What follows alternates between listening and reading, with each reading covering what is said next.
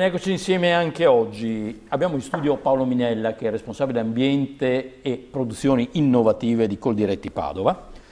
Generalmente ci capita di avere ospiti con i quali parliamo di idee, di progetti, appunto di innovazioni. Qua insomma devo dire che le cose sono partite perché parliamo della reintroduzione nell'agricoltura nostrana della canapa. Qui vediamo già alcuni prodotti di trasformazione, quindi vuol dire che la filiera si è avviata. Dal 2017, quando erano 197 gli ettari coltivati nel Veneto a canapa, si è passati agli oltre 400 attuali. La canapa può essere utilizzata in svariati modi, dal settore sanitario a quello alimentare fino all'edilizia. Naturalmente qua ci concentriamo sulla parte agricola, insomma. La canapa ha goduto per anni di ampie coltivazioni in Italia, poi era quasi scomparsa, adesso vive una nuova stagione. Allora, partirei dal dato economico. È una coltivazione redditizia, cioè vale la pena oggi per un agricoltore piantare canapa? Allora, ovviamente chiedo all'oste se il suo vino è buono, però insomma. Noi la chiamiamo il maiale vegetale, perché questa pianta è incredibile, nel senso che non si butta via nulla e tutta la pianta, dal fiore ai semi, anche alla pianta, addirittura alla radice, si può utilizzare. Ecco, altra cosa che probabilmente non si sa è che la pianta di canapa è grande. Io ero convinto fosse una piantina piccola, siccome bene o male, voglio dire, ha goduto anche di discussa fama, ma un altro tipo di canapa, quella legata appunto all'uso, chiamiamolo così, per divertimento, la marijuana, tanto per intenderci. Qui parliamo di un'altra cosa, qui parliamo di canapa sativa, però sono le piante alte, io ero abituato a pensare ad una pianta piccolina. Allora, sono piante di altezza che può arrivare addirittura ai 5 metri, alcune varietà. Noi ovviamente in Italia e anche in Europa abbiamo delle varietà che possono essere utilizzate per uso alimentare e per svariati usi nell'edilizia. Non è appunto la canapa quella che tanti conoscono appunto che si fuma, quindi con il THC elevato, questo tetraidrocannabinolo, che è appunto la parte, quella appunto che dà questi effetti allucinogeni, eccetera, esatto, sì. E quindi la nostra, anche per legge, e quindi le nostre varietà iscritte nel registro europeo, devono avere appunto per legge questo THC al di sotto dello 0,2%. Ma voi recentemente al Flormart di Padova parlavate per la manutenzione, per la coltivazione a canapa, addirittura l'uso dei tree climbers, voglio dire, persone esperte a salire sugli alberi. Beh, nel caso della canapa no, perché noi la raccogliamo con delle speciali mietitrebbie che hanno un castello più alto del solito, sono mietitrebbie modificate che quindi possono arrivare con la barra per raccogliere in questo caso il seme anche a 4 metri di altezza, quindi noi riusciamo a raccogliere il seme con queste speciali mietitrebbie. Poi la parte di pianta sono lo stelo dove c'è la fibra per uso che può essere utilizzata appunto per uso tessile, e il canapulo, che è la parte interna di questo stelo, che viene utilizzata anche lì in tantissimi modi. Quella parte lì viene tagliata, essiccata in campo, con le rotobale viene imballata e poi può essere anche dopo anni lavorata. Lì abbiamo un buon campionario di cose che si possono fare con la canapa.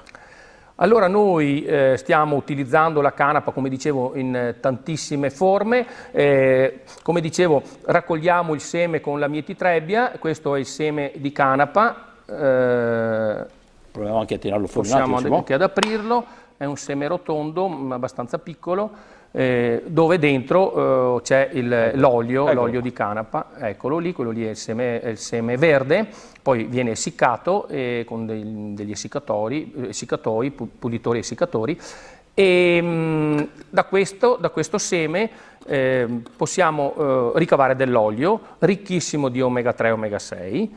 E abbiamo appunto l'olio di canapa, che può essere consumato come fosse un olio di oliva normale, ha un sapore un po' particolare, però quest'olio, come dicevo, è un olio ricco di di grassi e di vitamine, vitamina E, vitamina B2, la vitamina B12, quindi potrebbe anche essere venduto come un integratore. Ecco, perché devo dire, tutti gli oli alternativi a quello d'oliva hanno dei gusti un po' particolari. Questo ha un gusto abbastanza intenso, devono avere uno scopo, insomma. Esatto, a molte persone magari non piace, però ripeto è un olio veramente a livello salutistico molto interessante e si può consumare in varie forme. E nell'altro vasetto cosa abbiamo invece? Qui abbiamo, dopo la spremitura con delle semplici presse a freddo, abbiamo la parte di chiamiamolo pannello proteico, dove lì quel prodotto lì può essere utilizzato anche sia trasformato in energia. Sembrano delle scaglie, sembra. Esatto, quello lì può essere sia trasformato in energia, quindi energia elettrica e calore, perché potrebbe essere anche bruciato. Noi lo vorremmo valorizzare anche come prodotto ammendante, quindi da distribuire nel terreno, perché è anche ricco di sali minerali e quindi di sostanze che servono per esempio per coltivare altre piante. Ha un forte profumo oleoso. Perché dentro c'è ancora un po' essendo spremuto a freddo, dentro c'è ancora dell'olio. Sì. Poi c'è un altro ciotolina. Qui abbiamo messo la farina, perché il seme viene decorticato, quindi viene levata la buccia, e la farina, quella lì è farina abbastanza chiara, diciamo di canapa, perché la parte scura del seme è stata estratta. Con quella farina lì facciamo un po' di tutto, dai grissini al pane, la pasta. Ovviamente siamo a 0 glutine, quindi per chi ha problemi di glutine, quindi di intolleranze, va benissimo. Ecco, quindi in questo caso abbiamo anche appunto seme, olio. Dal decorticato, il decorticato, cioè la parte di seme che come si diceva viene tolta la buccia, quel seme lì decorticato può essere utilizzato anche in pasticceria o in altri... Ecco, perché là poi abbiamo un bel campionario di prodotti. Sì, abbiamo dei prodotti alimentari, dai grissini ai cracker. Qua abbiamo dell'altra farina, diciamo naturale, è un po' più scura perché non è stata decorticato, il seme non è stato decorticato, quindi è più scura rispetto a quella che abbiamo visto prima. E questa è un po' la parte, diciamo, legata al seme, cioè tutto quello che si ricava dal seme. Qui abbiamo la fibra. Allora, come dicevo, la parte di stelo, la parte esterna che copre lo stelo è formata, questa è essiccata evidentemente, è formata da una fibra tessile. Quando si diceva in Italia eravamo i secondi produttori al mondo di canapa, ne avevamo più di 100.000 ettari, che poi sono scomparsi nel dopoguerra, nell'ultima guerra mondiale. E perché? Uno dice, ma perché in Italia, al di là degli aspetti, voglio dire, agronomici e ambientali, che quindi si presta bene ad essere coltivati in tutte le regioni italiane, ma con la fibra si facevano le corde e le vele delle repubbliche. Noi con le repubbliche marinare, a cominciare da Venezia, servivano alle repubbliche marinare, serviva cosa? Servivano le tele e appunto le corde, le cime, chiamate appunto in gergo nautico. E gli agricoltori di allora la coltivavano anche per fare appunto le cime e le vele delle navi delle repubbliche marinare. Ovviamente chi di noi, almeno io, mio papà e mia mamma, la mettevano a macerare, scusate, e facevano anche dei vestiti, delle scarpe e le lenzuola di casa con queste sostanze. Oggi si ricavano... E poi scomparsa per dare spazio alle fibre sintetiche? È scomparsa proprio per dare spazio alle fibre sintetiche, quindi in Italia poi è stato detto ma quella canapa lì la fumano, invece non era assolutamente vero, c'erano degli interessi ben più grandi ed economici sotto questa cosa, e quindi noi non abbiamo più coltivato le varietà che, fra l'altro, le varietà italiane che oggi in parte sono andate ai nostri amici francesi, sono nate in Italia, selezionate in Italia, e tutte varietà che hanno il THC, quindi la parte diciamo di sostanza stupefacente al di sotto dello 0,2%, quindi possono essere tutte coltivate senza nessun problema. So che è banale chiederlo ad un esponente Coldiretti, ma la filiera è tutta italiana?